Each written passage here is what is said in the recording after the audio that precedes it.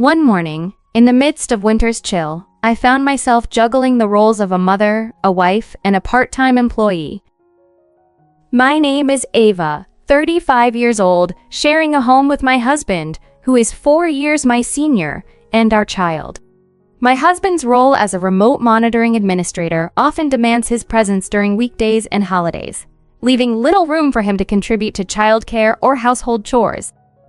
His reluctance becomes evident whenever I suggest he take a day to care for our child, preferring to reserve his days off for relaxation, given the strenuous nature of his job. Our child, Riley, possesses the gift of finding joy in solitude, requiring minimal supervision. Despite this, as gnawing concern about my husband's commitment to our child's well-being lingered, often distracting me from my duties at the pharmacist, where I worked on Sundays. On one such Sunday, facing no alternative, I turned to my mother for help, knowing well that I lacked the assertiveness to challenge my husband's stance or to stir any conflict over his reluctance to share the parenting responsibilities. Recognizing his exhaustion, I endeavored to empathize, silently bearing the weight of childcare and household tasks while managing my job. Then came a day that would etch itself into my memory, its cold bite sharper than any other. The retail associate, in a voice tinged with urgency, requested my presence at work to cover for a sick colleague. Agreeing to help, I informed them of a slight delay due to the need to drop Riley off at my mother's. With her enthusiastic consent, I prepared to face the day, unaware of the harrowing misunderstanding that awaited me. A police officer approached me at work, delivering the heart-stopping news that my daughter had been left in the car and had tragically passed away. Panic-stricken, I immediately reached out to my mother, who assured me that Riley was safe and enjoying a snack. Relief washed over me, albeit briefly, as the officer's stern gaze hinted at a suspicion directed towards me. This encounter not only confronted me with a shocking false alarm, but also exposed the underlying challenges and misunderstandings clouding my family's dynamics, igniting a moment of profound realization and reflection on the intricate balance of our lives. On a morning that began like any other, my husband Henry broke the mold of his usual demeanor with a surprisingly supportive suggestion. "Why didn't you let your mother-in-law take care of our son today?" he asked, a question that felt both strange and heartening coming from him. Henry, who typically viewed our son's care as a concern distant from his own responsibilities, was now offering to help in a way that was both unexpected and welcome. "I'll make it work with my schedule," I reassured him, a smile spreading across my face as I watched him lift our son with a happiness that mirrored my own. "Thank you, but don't forget the car seat," I reminded him, only for him to propose a solution I hadn't considered. "How about I used your car for today? I can drop you at the train station on my way." The idea of driving his large car was daunting to me, but his offer was so earnest that I couldn't refuse. It turned out to be a blessing, allowing me to arrive at work safely and on time. The day at work was rewarding, with the retail associate expressing gratitude for my flexibility and regular customers offering thanks for my service. As my shift neared its end around 5:00 p.m., I was summoned to the back of the store, where 3 men awaited me. The retail associate's whisper that they were police officers filled me with a mix of curiosity and unease. Introduced as Kia Mullen, I met their gazes with a puzzled look, my mind racing to understand why police officers would seek me out in such a casual manner. Their news was unimaginable. They reported that a young girl, about 1 year old, had been found deceased in a car parked near the train station, succumbing to the cold. The car, they mistakenly believed, was mine. As they recounted the discovery made by a passerby who had called for help, my heart sank with confusion and shock. The officers, observing my reaction, seemed to conclude that I was somehow responsible for this tragic event. "I think there's been a misunderstanding," I interjected, trying to clear the growing fog of disbelief. "I have a son, not a daughter, and he's with his grandmother today." Despite my attempt to clarify, one officer simply patted my shoulder, indicating they would discuss it further at the police station. It was clear they had prematurely cast me in a role I had no part in, assuming I had negligently left my child in the car while I worked. The weight of the accusation and the surreal nature of the conversation left me reeling, a stark contrast to the morning's light-hearted departure. I was now embroiled in a scenario that felt both impossible and nightmarish, having to defend myself against a grave misunderstanding that questioned the very essence of my care for my child. Finding myself branded a criminal and ushered into the back of a police car was a surreal experience. It wasn't until this moment of stark reality that I was given the chance to reach out to my mother. Her response to my call, laced with confusion and unaware of the gravity of my situation, brought a temporary relief. Hearing the familiar voices of my mother and son was comforting, yet it did little to change the grim reality that a young girl had been found lifeless in my car. Upon arrival at the police station, I faced a barrage of questions from a detective, his intense scrutiny piercing through me. I explained that my husband had indeed used my car that morning to drop our son off at my mother-in-law's house, which seemed to momentarily clear the clouds of suspicion hanging over me. However, my husband remained unreachable, adding to the complexity of the situation as the police sought his account of the morning's events. The detectives then asked if I recognized the deceased girl, a moment that struck me harder than the initial shock of accusation. Gazing upon her, appearing peaceful as if in slumber, my heart sank with sorrow.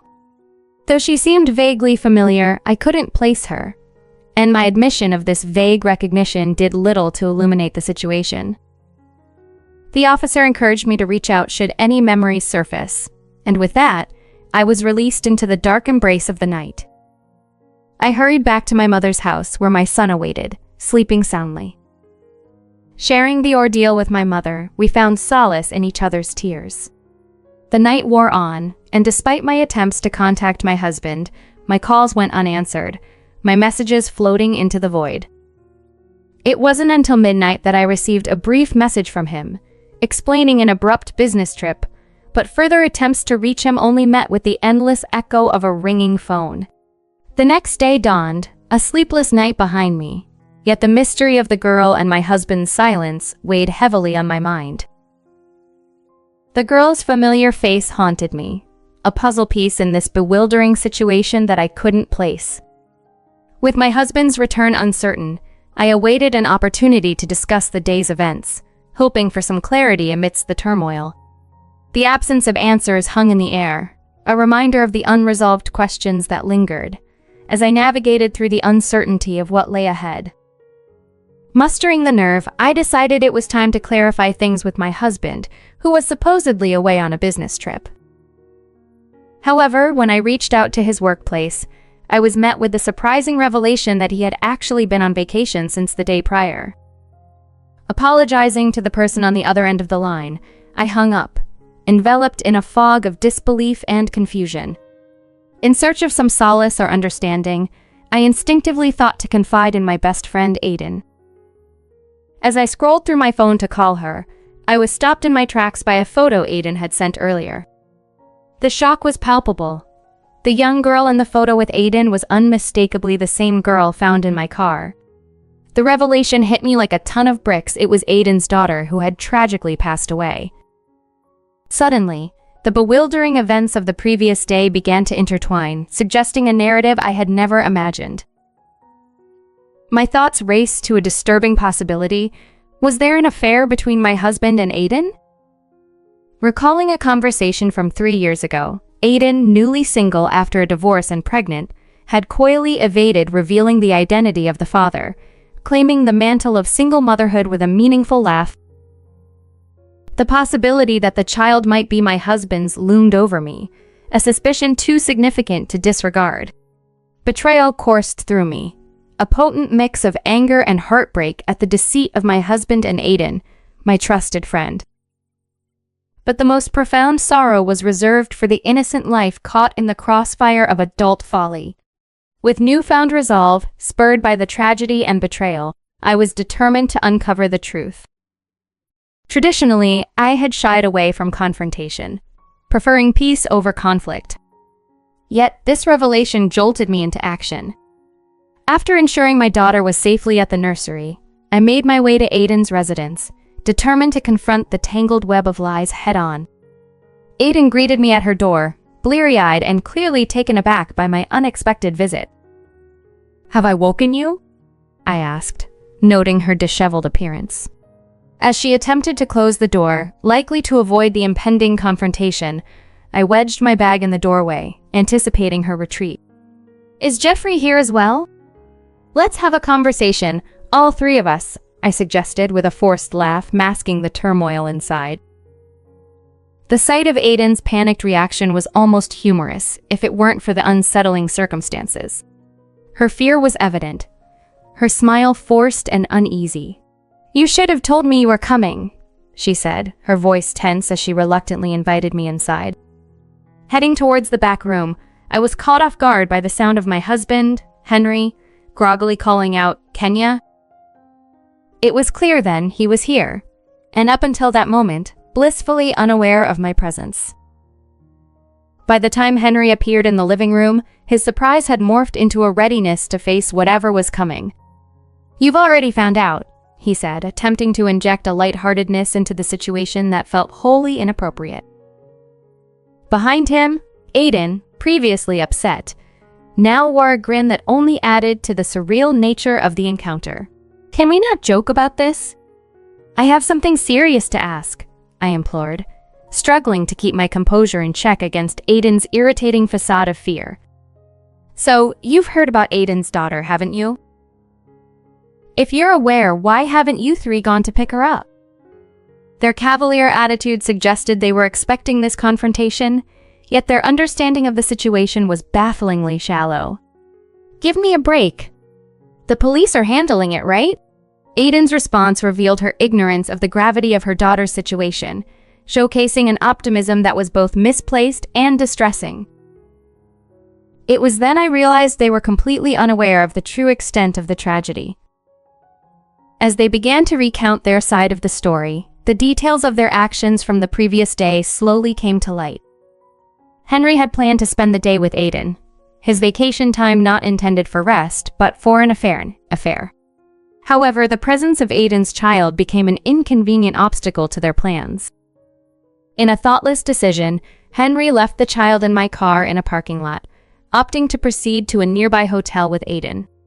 Their recounting was flippant, marked by a disconcerting lack of concern for the well-being of Aiden's child, who had been left unattended in the vehicle. My shock deepened as they described returning to the parking lot to find it surrounded by police and emergency responders. Henry's instinct was to flee the scene, a reaction devoid of any parental instinct or responsibility. Their narrative unfolded with a disturbing casualness, interpreting the situation to their advantage, devoid of any real worry for the child caught in their selfish pursuits. This revelation left me stunned, struggling to comprehend the depth of their recklessness and the callous disregard for the consequences of their actions. Hearing Aiden express relief at the idea of being freed from her parental duties, under the guise that the police were now in charge of her child's safety, left me utterly aghast. Seeking clarity, I confronted them directly, asking, "How long has this been going on between you two?" Their response was as callous as it was revealing. "It started around the time of my divorce," Aiden admitted, marking the beginning of their clandestine relationship at 4 years. Henry had been her confidant and advisor during her divorce, a role that morphed into something more intimate over time. This revelation hit me hard during that period. I had harbored suspicions of an affair, attributing my fears to the hormonal tumult of pregnancy and dismissing them as mere paranoia. The realization that my husband's infidelity involved my closest friend was a shock of the most bitter kind. When pressed further, Henry nonchalantly confirmed that he was indeed the father of Aiden's child. His cavalier admission, seemingly aimed to provoke, revealed a callous disregard for the emotional wreckage in his wake. He explained their use of my car, equipped with a child seat, as a convenient solution for their outings, a detail that felt like another betrayal. The conversation spiraled further as I suggested the only logical conclusion: divorce. Yet Henry's rebuttal was steeped in selfishness, citing the potential impact on his career and prospects for promotion as deterrents to ending our marriage officially. Aiden's laughter broke through the tense air, her comments echoing Henry's disdain for me. She mocked the idea of marriage and expressed a preference for a carefree life financed by others, with Henry labeling her as high maintenance in a tone that suggested pride rather than concern. Their blatant disregard for my feelings, viewing me more as an inconvenience than a person, pushed my patience to its limit.